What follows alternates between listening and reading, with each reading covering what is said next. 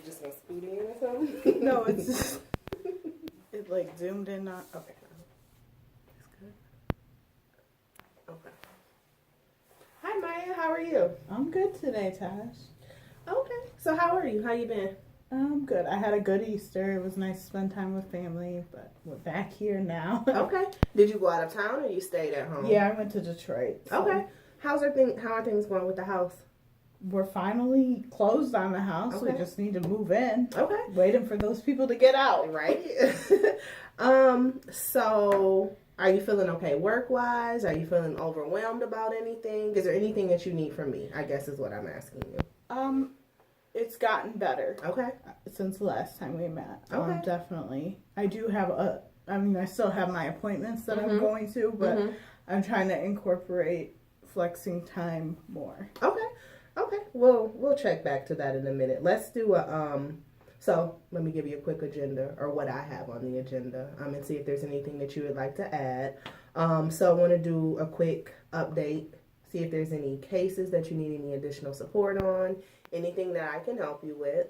And then I have some concerns that I wanted to address regarding some PTO usage and everything like that. There has been some changes made. I do appreciate that, but there's just something we can do to make it just a little bit more seamless in terms of that process. And then also just want to see if there's anything that you need from me. Do a check-in. I think we do a good job checking in periodically, but just want to make sure that there's not anything pressing that you need from me immediately or just anything that I can do differently to support you better. So let's start with the case update. Do you have any cases that you're working on? I see you're turning in your notes on time. Everything is well. I'm not doing a lot of edits back and forth, so that's always a good sign. Seems like you have a handle on your timeline. Your work is being turned in on time, so I truly appreciate that. Is there any clients that you're working with right now that you're like, you're at a closed door, you don't know what to do? Yeah. I normally have no problem connecting with clients, right? I'm like super social. You know, got the social and the work. Right. But I just got this new client. She lives up in Rockford. Okay. You know, they got a nicer than the house I just bought, you know. And I just have a hard time connecting with her because I feel like, I don't know. I feel like maybe she thinks she's better than me. She makes more money than me. Okay. So, first, I want you to check yourself because do you realize how you spoke about her? Yeah, see, I know it's an issue. You know what I mean? Okay, so because I can tell that it's affecting the way I am providing my services to her. Because even the way that you spoke to me, it was very negative. Like, she has a nice house. Is she entitled to a nice house?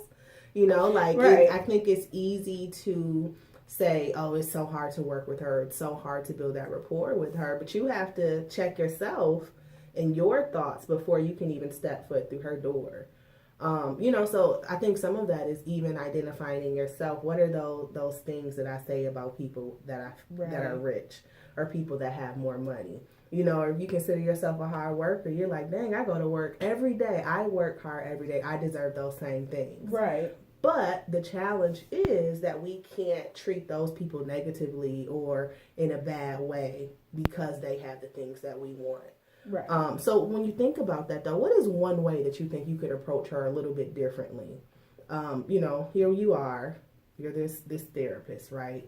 You're going to her house. Are you providing therapy for her or for one of her children? For her, and then I do family therapy, too. Okay, so you're going into her home. She's allowing you in her home. Right. So that could be a great starting point to be able to build that rapport, you know, because for one, opening up your doors to someone and allowing them in your home, that's a good first step. You know, she trusted you enough to allow you in the front door. So there's obviously some like there. There's something that you said over the telephone that didn't make her call it off and say, nobody's coming to my house. So there are some real tangible things that we can build upon, but you have to be willing to do that work. Right. You know, so think about the next time you go into her house. What's one thing that you think you could do differently that could build that rapport? Because if I felt it, I'm pretty sure when you speak to her, she feels it as well. Right, yeah. Even the comfort level in the home instead of just being stiff, that body language, those signs. Mm-hmm. Yeah, so. And a lot of it too is you probably get a lot more information from her if you relax some or be honest. Some of it is being honest and saying, you know what, even if it's telling her, I'm really struggling because maybe it's something about her house that reminds you of people that you grew up with at home that you didn't really like, that had a little bit more money and that made you feel a certain way. Be honest about that. Your couch really reminds me of this house that I grew up in, or that was around my house that I grew up in. So if I come across this way, it's not my intention. I don't mean to hurt your feelings or make you feel uncomfortable. Or even being honest, like, you know what? Can we start over? I apologize. I know that I probably came across a little unprofessional, a little rude, or I just had some things that I needed to check.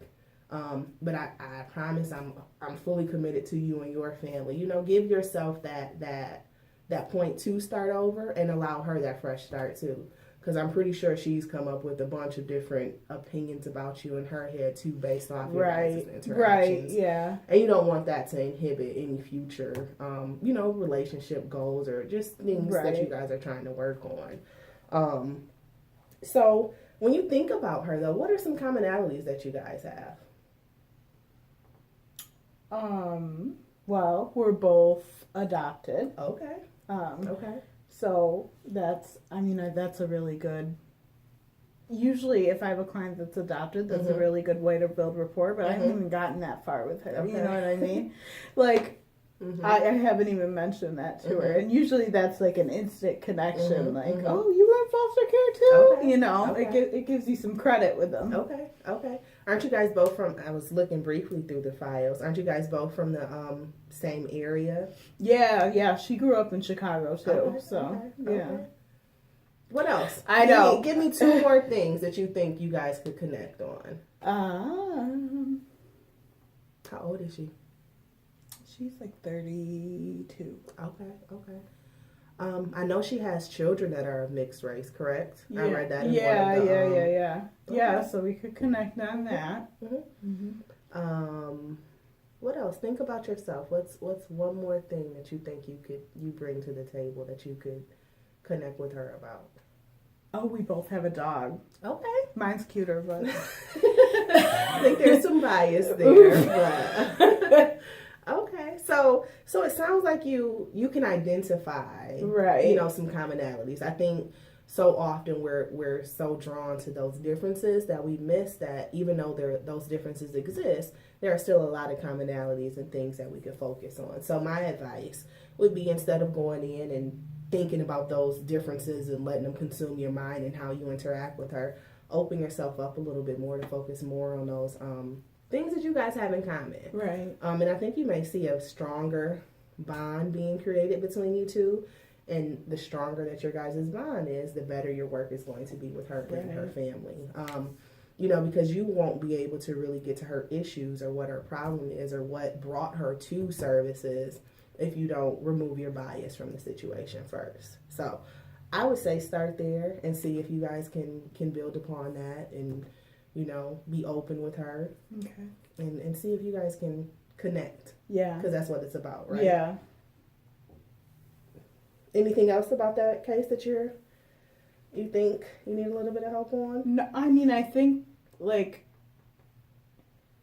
my family sessions will be a lot more effective if I have rapport with mom. Because if I walk in there and mom doesn't trust me, the kids are not going to listen. They're not going to trust me. They don't want me in the house. I think that's a good starting point. Don't be afraid to bring coloring books and markers and crayons. If there's something that's really hard, draw it out. Even for yourself, draw out a picture, draw out some of those commonalities. And I think that's a good conversation to have with mom, too. Have her identify, what do you think we have in common?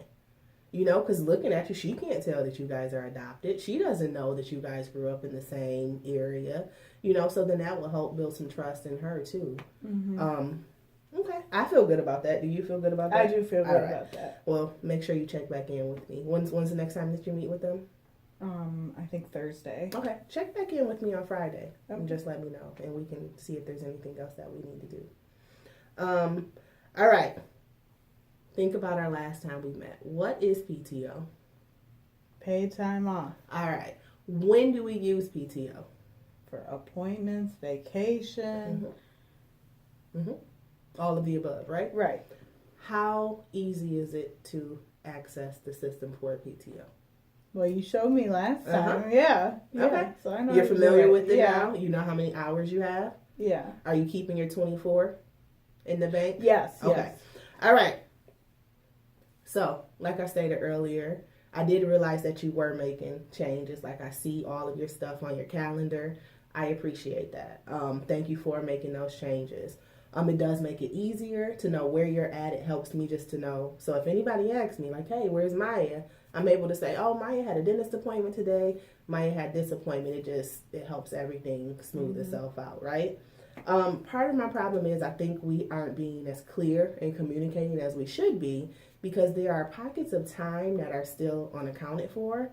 And I don't know if you're on PTO or if you're intending to put in PTO. Maybe it's an emergency and you're like, oh, I'll just put in that PTO when I get back. And then it doesn't happen. I'm not sure. I'm unsure if you're flexing or if you're on PTO. So you understand what PTO is. What about flexing? So if I say flex your time, what does that mean to you? Make it up later. Make it up later. Okay. I'm glad we're on the same page with that. I just wanted to make sure, because it's one of those things that I could have one idea of what flexing time looks like and you can have another. So I want to make sure we're on the same page with that. So I guess I'm just a little irritated because I feel like I do all my work and I get everything done. And so I just don't see the problem. Okay. I appreciate your honesty. It's one of those things where your salary position, correct? So how many hours is in a work week for you? 40. Okay. So when you think about your current schedule and your appointment, and I get it, life happens, right? We all have a lot of things going on outside of these doors and this work that we have to do, right? Right. So you're currently in the process of buying a house. You got your wedding coming up. You're going through some personal things, which is all exciting, some of it, and some of it can be very, like, take an emotional toll on you, correct? But you still have to work 40 hours a week. So when you consider your current schedule and you look at the appointments that you have, maybe the time that you spend searching stuff for your wedding online, how much work are you really dedicating? How many hours are you really dedicating to work, would you say? I would say enough. Enough? Because everything's getting done. Okay, but sometimes it's not about things getting done. So financially, as an agency, we're responsible for 100 people, correct? So if we have 50 out of the 100 saying, oh, I'm not working my 40, but I'm doing enough because my work is done, who's taking a loss? Yeah, I get it.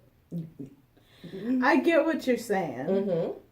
Do you understand where I'm coming from with it? I think it's one thing to say you get it, and it's like, oh, it's all about the money at the end of the day, right? But it's another to understand where I'm coming from that. Because if we have 50 of those 100 not just doing enough and not doing all of their hours, where does that leave us in terms of job security?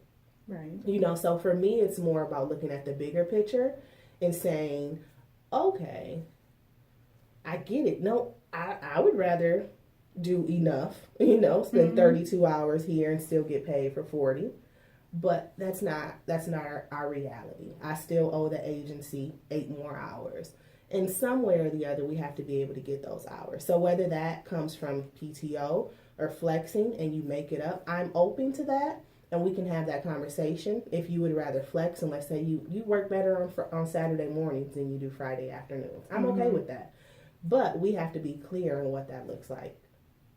Okay, I get it. Okay, and I don't want to sound harsh or like I'm pushy but the reality is, just like I'm coming to you, I have people that come to me and say, hey, what's up with Maya and her schedule? We see that she's only clocking this many client face-to-face hours.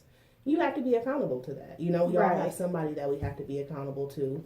And in this instance, all of us report to the same people at the end of the day. It's just certain people that report for more people than themselves. Right. And I just want to make sure that we don't have people discrediting your work, you know, because you're not there. Because you do very good work, and I want you to get your credit for that. I don't want 8 hours to stop that. So if it's about flexing the time, we can do that. If it's about taking the PTO, we can do that as well. I just need you to be clear and communicate that to me. Like, hey, Taj, I'm taking 4 hours of PTO this week to cover this. Or I'm going to flex for 4 hours and take, you know, whatever it looks like. I just need you to let me know that. I can't guess and try to figure that out. So if you could do that for me, that would be awesome. Yeah. So in having that conversation, I told you what I need. What do you need from me in order to make that a reality? Just making sure that it's more casual to request PTO. Okay. You know. I mean, and don't be afraid to send me an email. I can go into the system as well. Okay. So even if it's about you sending me an email that says, "Hey, I didn't get a chance to submit PTO. I was planning on taking 2 hours today and 2 hours tomorrow." That's fine. I can go in the system and do that for you too. And I apologize because I think I forgot to mention that last time we talked about it. But I can do that too. Like, I don't want you to feel like that's an additional burden on you. Right. Of having to remember to go in and do it, and then when you come back, like I didn't intentionally feel like you were stealing hours from the company. Yeah. you No, know. I know. But yeah, I can make sure that I keep those lines of communication open, and instead of assuming, coming to you and saying, "Hey, Maya, I didn't see you for 4 hours today." Yeah. You know, No, we that can makes sense. We can make that happen. Anything else? No, I think we're good. Alrighty. I see you have a meeting with your realtor in about 20 minutes. I know, I gotta You're go. excited? You saw it in my Outlook? I did see it in your Outlook. Alright. Alrighty. Well, you have a good meeting. Let me know if there's anything that you need. Okay. Keep up the good work. And I will see you. I'm leaving in an hour myself, so I'll see you tomorrow. All right. Alrighty.